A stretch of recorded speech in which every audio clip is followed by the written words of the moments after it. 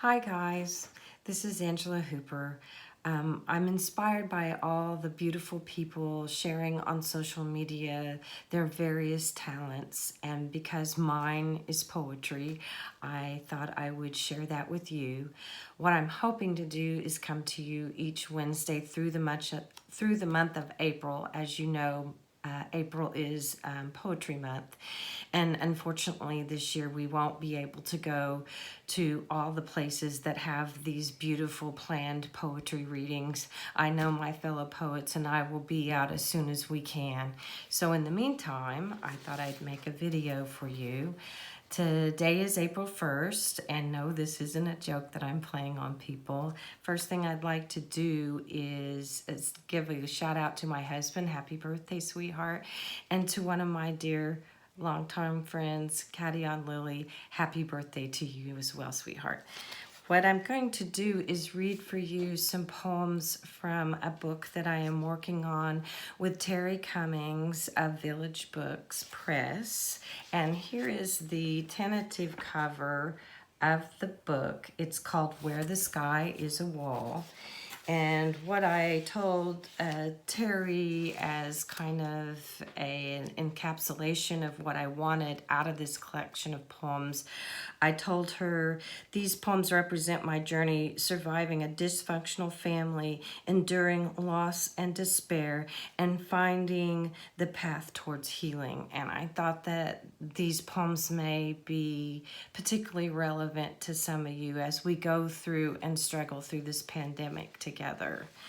What I'm going to read for you first is the first poem in the book, and it is something that I wrote a very long time ago and just kind of gives people who don't know me very well kind of a picture of me. It's called My Name is Angela, which means angel, as though addition of wings makes my complexion clearer and my posture straighter.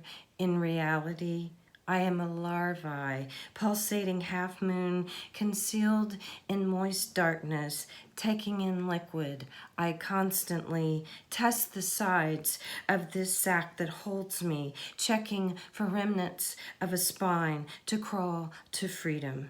It is the choice only an angel would make, willing to be born again after having found the wings did not fit. The angels on earth have all sinned enough to acquire compassion, which is what I hope when I emerge, or at least to be optimistic. I've always liked that one. What I'm going to read for you next is one that I wrote every year in April. The University of Oklahoma City does a poetry reading and has brought amazing poets. And this is from the year Billy Collins came. And this is a poem called My Life as a Cabinet in honor of his visit to Oklahoma City University, April 6, 2005. I am the lively wood brought in from the outside, softened by droplets of grease and water that have flown through the air of this kitchen for over 40 years. I am a cavity of planks smelling of spices, with scattered boxes of cereal, forgotten packs of soy sauce, left with only doors for tongues.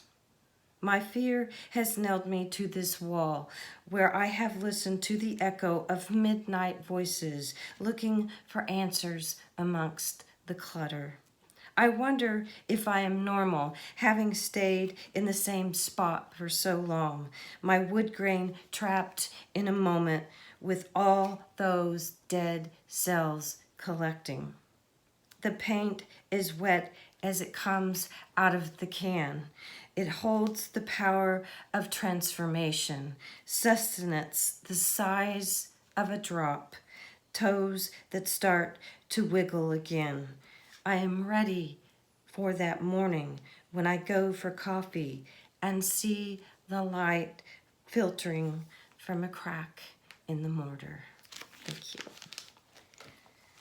This next one I'm just going to read it because there's a lot of mental health experts, really concerned how people are digesting this isolation. And although the poem is kind of testing, I just want people to know that these are emotions that we all face, and talking about them and getting them out there is probably the best thing that you can do. This one is called Between Death and Birth. The hardest part is letting go of a garden, tilled and seeded, populated by well-fed worms, oxygenating, breathing, alive, only to find heartbreaking truth about us and your estimation that my labor falls short. Your angry heart shows no sign of retreat. I am no longer yours. It is just me now, calming my scars, cycling. I am a dried up field with all my vegetation lying down flat along my curvature, starved of light, waiting it out, hoping. And this last one that I'm going to read to you, because I want to end this on a hopeful note.